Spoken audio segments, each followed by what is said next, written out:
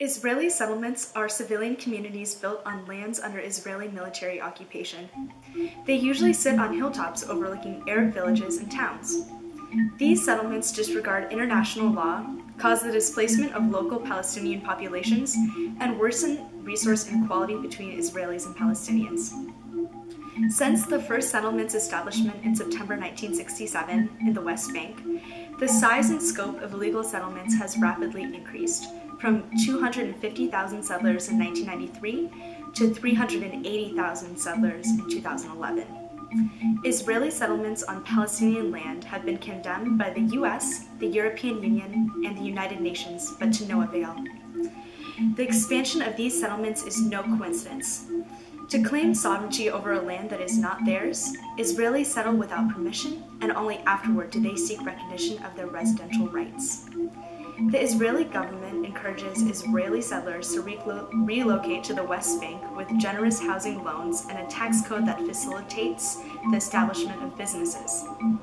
In the last 7 years alone, the rate of the housing unit construction has risen by 54%. Meanwhile, Israel restricts the freedoms and rights of the Palestinians who have lived on the land for generations, limiting their movement, creating barriers around their economic growth, and imprisoning large numbers of Palestinian people without just cause.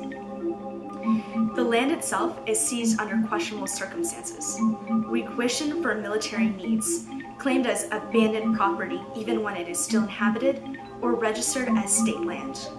All three of these are blatant violations of international law. The Fourth Geneva Convention states that an occupying power cannot deport or transfer its citizens into occupied territory because that amounts to colonization.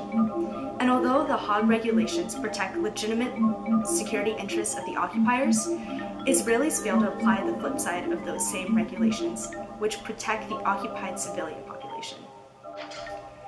Israeli settlements disregard the history of Palestinian communities and attempt to purge those communities of their cultural and demographic heritage.